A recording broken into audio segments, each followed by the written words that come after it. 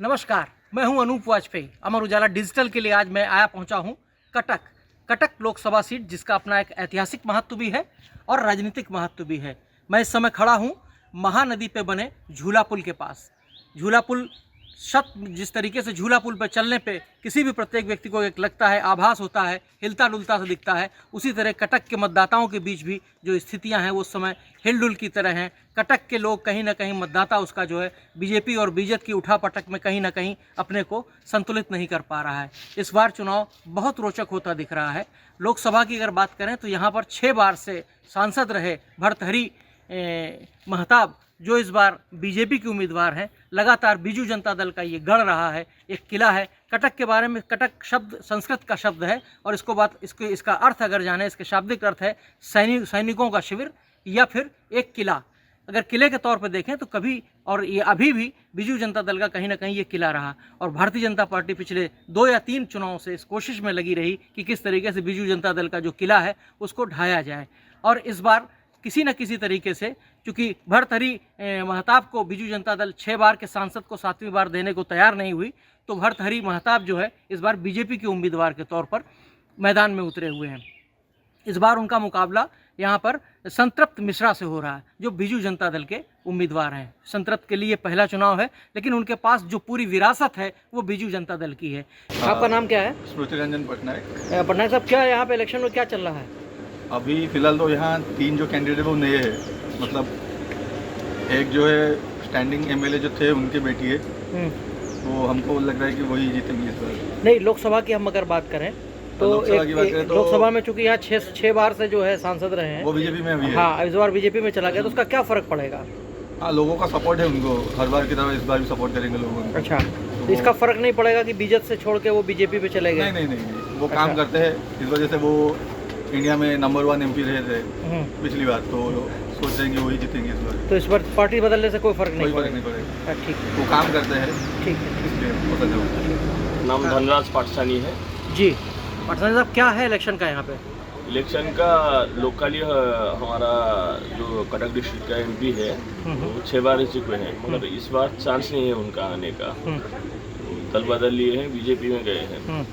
6 term रहे हैं, मगर मैं कटक डिस्ट्रिक्ट का बड़म्बा कंस्टिट्यूंसी से हूँ जी। वो 5 साल में 1-2 बार वहाँ जाते हैं या नहीं, पता नहीं। तो ये अच्छा, कांग्रेस का भी यहाँ पे एक आध विधायक निकल के आता है कभी? कांग्रेस का वो आएंगे, तो होगा, वो आएंगे कांग्रेस का। अच्छा, 100% आएंगे जी जी। और ये बीजेडी का ही आएगा MP ही, संतृप्त मिश्रा, वो आएंगे, 100% आएंगे। मतलब ये गढ़ जो है वो बीजेपी का ही है, बीजेडी का ही। कैंडिडेट बदलने से कोई फर्क नहीं पड़ेगा इस पर? नहीं, बीजेपी नहीं, बीजेडी का आएगा। बीजेडी का आएगा संतृप्त मिश्रा। ये MP का चांस नहीं है। सिर्फ कटक सिटी का बात करेंगे, हाँ थोड़ा उनका कुछ है, वोट आएगा, मगर दूसरे भी 8 कॉन्स्टिट्यूंसी है ना, वहाँ से उनको वोट नहीं आएगा। संतृप्त मिश्रा का वोट बहुत ज़्यादा अच्छा है और बीजेडी के नाम से उनको भी वोट मिल जाएगा बहुत कुछ। क्या नाम है आपका? शरद प्रधान। प्रधान साहब, क्या चल रहा है अब इलेक्शन में? इलेक्शन में सब तो आता है घूमने के लिए, गाड़ी में बोल दे के जाता है, जो काम करेगा उसे वोट देगा। और क्या सरकार किसकी बन रही है इस बार?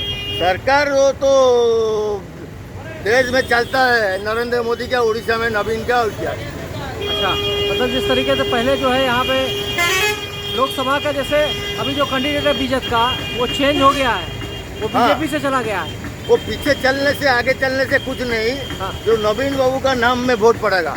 अच्छा, और वो चलने से कुछ नहीं होगा। मतलब लोकसभा, वो दिल्ली वाले अलग है, उड़ीसा वाले अलग है।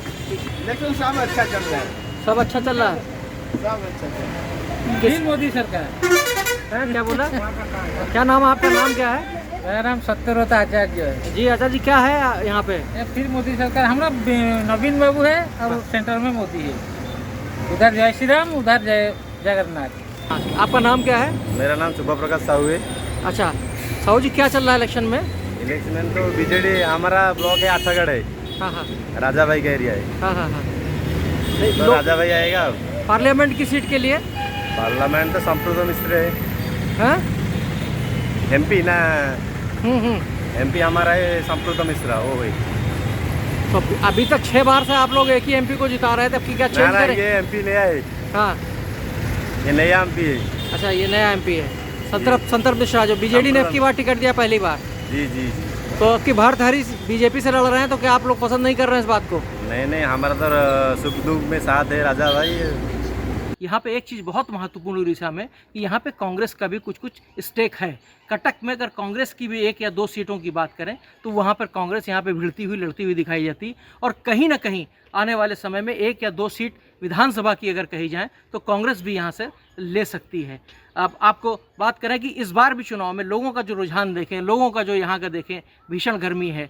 इस गर्मी में कैसे इलेक्शन होगा ये अपने आप में महत्वपूर्ण है। वोट परसेंटेज बढ़ाने का है। सारी पार्टियों की कोशिश है किसी तरीके की मतदाता अपने घरों से निकले और वोट परसेंटेज अच्छा हो, लेकिन नतीजा और जो फैसला करना है वो कटक के लोगों को करना है, कटक के मतदाताओं को करना है। ये बहुत बड़ी आबादी वाला, अगर प्रदेश की सबसे बड़ी आबादी है तो वो कटक में है, ये भी है। तो यहाँ के मतदाताओं को जो अभी तक का रुझान रहा वो कहीं ना कहीं बीजू जनता दल के फेमस उसमें रहा, लेकिन अब चूँकि समय बदला है, परिस्थितियाँ बदली, एक जनरेशन बदली है, कहीं कहीं लोग जो नई पीढ़ी के बच्चे हैं वो बदलाव की भी बात भी करना शुरू कर दिया है। तो इसी उठापटक में कटक का क्या फैसला होगा ये 4 जून को पता चलेगा। धन्यवाद। एग्जिट पोल 2024 1 जून शाम 6 बजे से, लोकसभा चुनाव के नतीजे 4 जून सुबह 7 बजे से।